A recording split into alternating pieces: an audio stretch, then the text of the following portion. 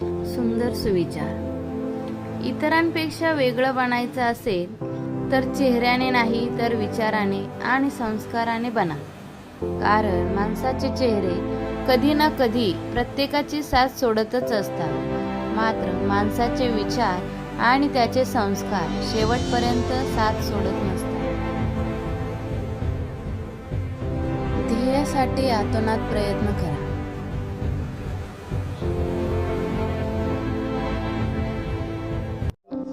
आपल्याला सुखी व्हायचं किंवा आपलं जीवन सुंदर व्हावं असं प्रत्येकालाच वाटत असतं. अर्थात नुसतं वाटून उपयोग नाही, त्यासाठी आपण काही प्रयत्न करायचे.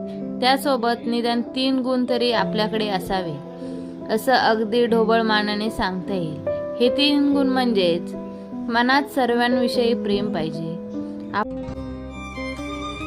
दुसरं म्हणजे आपल्याला पुरेसे ज्ञान पाहिजे आणि काम करण्याची इच्छा पाहिजे.